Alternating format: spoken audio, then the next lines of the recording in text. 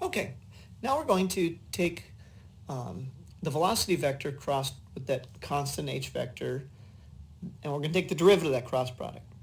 Why, you would ask? Again, this is one of these Newton-inspired ideas.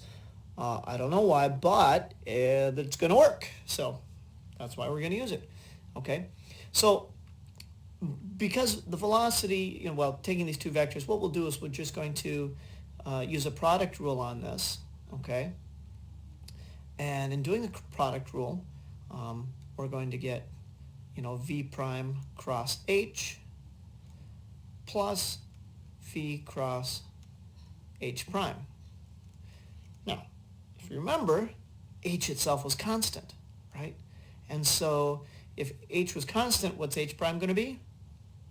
Did you say it? It's going to be the zero vector, right? And so v cross with the zero vector is a zero vector. The other thing we're going to look at is, hey, here's the derivative of velocity. Derivative of velocity, that's acceleration.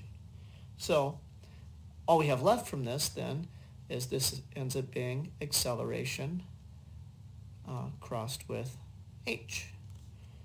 Now, where did we see that? Well, the end of the last video, we just had acceleration vector cross h was just that gravitation constant times mass of the sun times u prime.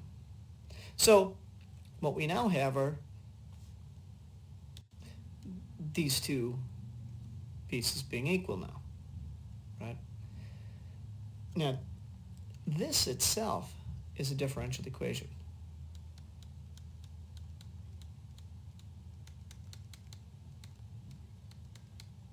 Now, why is this a differential equation? Well, we have the derivative of this stuff equals a constant times the derivative of u.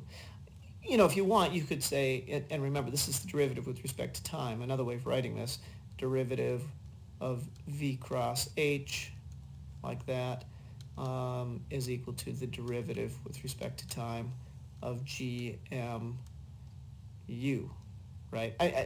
Gm as constant can be pulled up front, but otherwise that doesn't really matter. And so, hey, if these two derivatives are equal, then of course that means v cross h must be the same, except they're off by a constant, right? You're taking the antiderivative of both sides, really. So this is equal to gmu. Sorry, this one up here was supposed to be u prime. Oh, no, it wasn't. Derivative. And then plus we have to have a constant of integration, right, for solving a differential equation. So where does that lead us? Well, that gets us into this picture. Let me pull up. Actually, before I show this picture, let me show you how I want to set this up first. Because v cross h, okay, cross product here. Cross product we know has to be perpendicular to both of its terms. So the cross product is certainly perpendicular to this constant vector h. Now, we'd already determined h was perpendicular to the plane of orbit, and therefore h has to be perpendicular to u, right? Now, if h is perpendicular to u and to v cross h, both at the same time, and looking at the equation we have here, that's actually saying, oh, the only way for this to work out is if this constant vector of integration, okay, has to be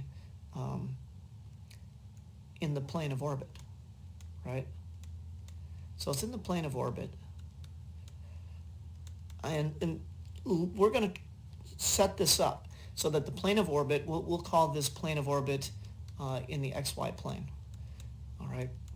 And so that's going to help set up this thing. We're also going to set up coordinates. So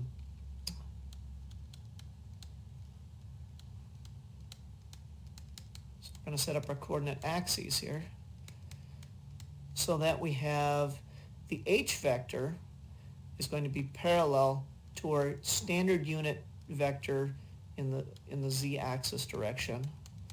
And let's set up then the c vector parallel to the standard I vector, in other words, the x-axis. So the next video will show this picture.